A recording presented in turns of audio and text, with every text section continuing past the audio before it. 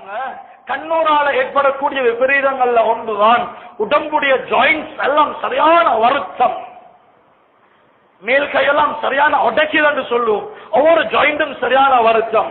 இமாம்கள் எழுதுறாங்க கண்ணூரினுடைய தாக்கத்தில் ஒன்றுதான் ஒவ்வொரு ஜாயிண்ட்ஸ்களும் சரியான வருத்தம். என்ன எழுதுறாங்க உடம்புல பொக்கலங்கள் ஏற்படுறது, குறிப்பாக முகத்தில பெரிய பெரிய பருக்கள் ஏற்படுறது. இது கண்ணூரினால ஏற்படக்கூடிய விபரீதம். தொடரான தலைவலி, இது கண்ணூரால் ஏற்படக்கூடிய விபரீதம். இன்னைக்கு எல்லாம் நாங்க இந்த சைட நாங்க மறந்துட்டோம். இப்படி ஒன்று இருக்குது, இப்படி ஒரு ட்ரீட்மெண்ட் ஒன்று இருக்குது, குர்ஆன் சொல்லுது என்ற ஒரு சைட நாங்க மறந்துட்டோம். அது அநேகமான மக்கள் அதை மறந்து வாழ்ந்து கொண்டிருக்கிறோம். நபியுல்லாஹி ஸல்லல்லாஹு அலைஹி வஸல்லம் அவங்க பாதுகாப்பு தேடினாங்க, ஹஜ்ரத் இப்ராஹிம் அலைஹிஸ்ஸலாம் பாதுகாப்பு தேடினாங்க. ஏன் யூசுப் நபியுடைய வாப்பா யாக்கூப் அலைஹிஸ்ஸலாம் இந்த கண்ணூரை பயந்தாங்க. எனவே இஸ்லாமிய உறவுகளே, ஒவ்வொரு பெற்றார்களும் இந்த துஆக்களை பாடமாக்கிக் கொள்ளுங்க. உஈதுகுமா பிகலிமாத்தில்லாஹி தாம்மா மின் குல்லி ஷைத்தானின் வஹாம்மா வ மின் குல்லி ஐனில் லாம்மா. உலமாக்கள் இருக்கிறாங்க, கொஞ்சம் எழுதி எடுத்து பாடமாக்குங்க. ஒவ்வொரு தாய்மார்களுக்கும் கொடுங்க, ஒவ்வொரு தாய்மார்களுக்கும் கொடுங்க. ஏன்னா கண்ணூருடைய தாக்கம் இருக்குது, இது சின்ன குழந்தைகளை அவசரமாக தாக்கிடும். கண்ணூரு சின்ன குழந்தைகளை மிக அவசரமாக தாக்கிடும். இன்னைக்கு எத்தனையோ தாய்மார்கள் சொல்லுவாங்க புள்ள இரவெல்லாம் அழுது கொண்டே இருக்குது, தூங்குதில்ல. கண்ணூரினுடைய அடையாளங்கள். புள்ள நல்லா மெலிஞ்சு உடைஞ்சு போயிட்டு கண்ணூருடைய தாக்கத்துல ஒன்றுதான் உடல் எடை குறையும். புள்ள நல்லா உடைஞ்சு போயிட்டு நல்லா மெலிஞ்சு போயிட்டு என்ற புள்ள நல்லா இருந்துச்சு.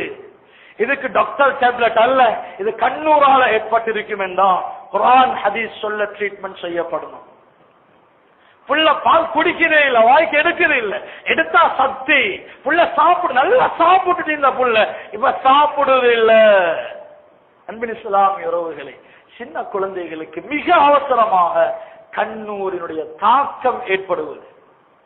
இன்றைக்கு பெரும்பாலும் புள்ளைய ஊட்டலுக்கு வச்சு வளர்த்துட்டு மிச்ச நாளைக்கு பிறகு ஒரு கல்யாணத்துக்கு தூக்கிட்டு போயிட்டு அங்குள்ளவங்கட கண்பட்டு புள்ள நோயாளி ஆகினதை விட மிச்ச நாளைக்கு பிறகு குழந்தைய வெளியில ஒரு சஃபர் ஒரு பயணம் கூட்டிட்டு போயிட்டு அங்குள்ளவங்க பார்த்து அவங்கட கண்ணூறு பட்டிருக்குது என்றதை விட இன்றைக்கு எத்தனையோ சிறார்கள் குழந்தைகளுக்கு ஏராளமான குழந்தைகள் கண்ணூறு வெளியில கூட்டிட்டு போயிட்டு படல.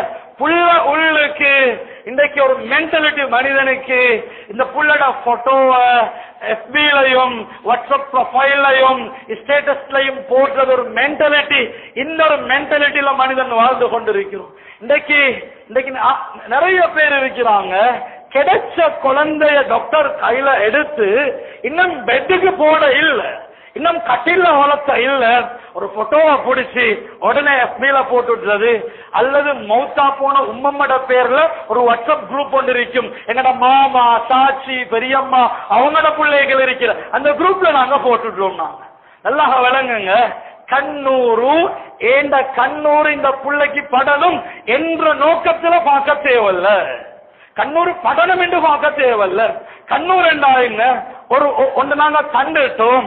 இதை கண்டதோட நபியுல்லாஹி ஸல்லல்லாஹு அலைஹி வஸல்லம் அந்த ஆமிர் இப்னு ரபிஆ என்ற சஹாபிக்கு சொன்னாங்க, சம்பவம் பின்னால வரும், நீங்க ஏன் பரக்கத்துக்கு துஆ செஞ்சிருக்கப்படாத இவரை பார்த்த கையோட அந்த ஒரு திறமைய ஒரு அழக பார்த்துட்டு அல்லாஹ்ட பேரோட சம்பந்தப்படாம அல்லாஹ் அழகா இருக்குது, வாவ் நல்ல அழகா இருக்குது, நல்ல சபியா இருக்குது, நல்ல வெள்ள வெளேரண்டு இருக்குது, இந்த வார்த்தைகள் எல்லாமே கண்ணூருடைய தாக்கங்கள் ஏற்படுத்தும். சில சமயம் வாய் பேச தேவையில்ல, கண் புருவத்தை ஒசத்தி பாக்குற, அப்படியா இந்த கண் புருவம் மட்டும் வாய் பேசல, கண்ணால பாக்குற பார்வை. சில பாம்புகள் இருக்குது, பாம்புகளுடைய கண்ணுல விஷத்தன்மை இருக்குது, அந்த பாம்பு பார்த்தா விஷம் கக்கும், கண்ணால விஷத்தை கக்கும். அந்த கண்ணுடைய பார்வை அடுத்த பக்கத்துல போற மிருகத்துக்கு விஷத்தை பாய்ச்சும். இப்படியான பாம்புகள் இருக்குது. இது போல சில மனிதர்களுடைய கண்ணும் சில மனிதர்களுடைய கல்விலையும் விஷம் இருக்குது. இது வேணுமென்று சேர்த்து வைக்கிறது இல்ல. ஒன்றை பார்த்துட்டு மாஷா அல்லாஹ் பாரக் அல்லாஹ் இந்த வார்த்தை சொல்லாமா, ஷா நல்லா இருக்குது அழகா இருக்குது இருக்குது, வெள்ளை இருக்குது, நல்ல கொழுத்து இருக்குது, நல்ல ரோஸ் கலர்ல இருக்குது, நல்ல பெருசா இருக்குது, நல்ல முடி வளர்ந்து இருக்குது, ஏதேதோ ஒன்றை பாவிக்கிறது. அப்படி இல்லாட்டி அப்படியா ஏங்குறது கண்ணூரு, வாயால ஏங்குறது. எழுதுறாங்க உலமாக்கள், கண்ணூரு கண்ணால பார்த்து வரணும் என்றதில்லை. கண் குருடானவனுடைய கண்ணூரும் ஏற்படலாம். அவன்கிட்ட போயிட்டு அந்த புள்ள அப்படி, அந்த புள்ள இப்படி என்று வர்ணிக்கும் போது அப்படியா அப்படியா என்று வரும்போது இந்த ஏக்கம் கண்ணூராக மாறுது. எனவே இஸ்லாமிய உறவுகள், இது ஒரு மென்டாலிட்டி. இன்னைக்கு மனிதனுடைய புள்ளை எடுத்து FB-ல போடுறது, புள்ளை எடுத்து ஸ்டேட்டஸ்ல போடுறது, புள்ளை எடுத்து வாட்ஸ்அப்ல போடுறது, குரூப்ல ஷேர் பண்றது. நல்லா விளங்குவீங்க, இந்த Facebookல போட்டதோட கமெண்ட்ஸ் வரும் மாஷா அல்லாஹ் தான். ஆனா பார்த்த பார்வைக்கு அவன் கல்பால மாஷா அல்லாஹ் சொல்லிருப்பானா தெரியாது. பார்த்த பார்வைக்கு அல்ல அழகான பிள்ளையோட இல்லையா எந்தக்கு புறவு தான் மாஷா அல்லாஹ் டைப் செய்யற கமெண்ட்ல. நல்லா விளங்குங்க, ஒரு தொழுகை இல்லாதவனுடைய கண் போதும். ஒரு சஹாபி வந்து சொல்றாங்களே, யா ரசூலல்லாஹ் வீட்டுல பரக்கத்து இல்ல, ஸல்லல்லாஹு அலைஹி சொன்னாங்களே உங்களோட முன் கதவுக்கு கர்ட்டன போடுங்க. தொழுகை இல்லாதவனுடைய பார்வை வீட்டுக்கு படுவது பரக்கத்து இல்ல. தொழுகை இல்லாதவனுடைய பார்வை வீட்டுக்கு பட்டவனால வீட்டுக்கு பரக்கத்து இல்ல.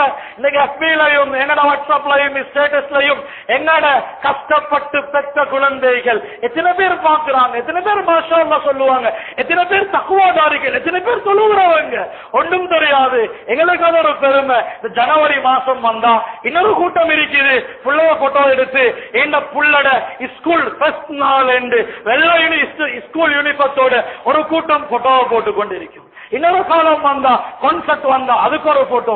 இப்படி அன்பின் இஸ்லாமிய உறவுகளே, இதெல்லாம் எங்களுக்கு விளங்குது இல்ல, எங்க குழந்தைகளுக்கு தாக்கத்தை ஏற்படுத்துது. வாப்பா எனக்கு பெருமை, Facebookல 12 பேர் லைக் பண்ணி இருக்கிறாங்க, 25 பேர் கமெண்ட்ஸ் பண்ணி இருக்கிறாங்க, எங்களுக்கு சந்தோஷம். தாக்கம் குழந்தைக்கு எங்களுக்கு விளங்காது. சின்ன சின்ன தாக்கங்கள் சில நேரம் கண்ணூரால சின்ன தாக்கம் ஏற்படும். இன்னும் சில நேரம் ஆழ படுக்கையில போற்றும் கண்ணூர் பொல்லாதது. ஸல்லல்லாஹு அலைஹி வஸல்லம் இந்த கண்ணூரை உட்டும் ஸல்லல்லாஹு அலைஹி வஸல்லம் உங்க பாதுகாப்பு தேடினாங்க. அன்பின் இஸ்லாமிய உறவுகளே, இந்த கண்ணூர் என்று சொல்றது இது பொறாமக்காரன் பார்க்கணும் என்றதல்ல. ஒரு இடத்துல இன்னைக்கு பொதுவாக நாங்க பாக்குறோம், இந்த கல்யாண பொண்ணும் எவ்வளவு அலங்கரிக்கலுமோ, எவ்வளவு அழகுபடுத்தலுமோ, சுன்னத்து கல்யாண திருமண பெண்ண கணவனுக்காக வேண்டி அலங்கரிக்கிறது சுன்னத்து. கணவனுக்காக வேண்டிய அல்ல, ஷோவுக்கு அலங்கரிச்சு ஷோவுக்கு காட்டி. அப்படி ஒரு இடத்துல ஒரு திருமண பெண்ணுக்கு கண் பார்வை இல்லாம போயிட்டு இருந்துச்சு. கண்ணூரு கடைசியில நீண்ட சம்பவம். கடைசிக்கு பார்த்தா யாருட கண்ணூரு? வந்தவன் போனவன் கண்ணூர் இல்ல, பெத்த தாய்ட கண்ணூர். தாய் கண்ணூர் படணும் என்று இல்ல, அந்த அழக பார்த்து ரசிச்சதோட ரப்புட பெயர் சொல்லல. என்ன புள்ள இப்படி இருக்குது எந்த ஒரு ஏக்கம் கண்ணூரு. இன்னைக்கு எத்தனையோ பெற்றார்களுடைய கண்ணூர் குழந்தைகளுக்கு ஒரு திறமைய காணும் போது எங்கட வாயால மாஷா அல்லாஹ் வருவதில்லை. நாங்க என்ன புள்ள அப்படி, என்ன புள்ள இப்படி.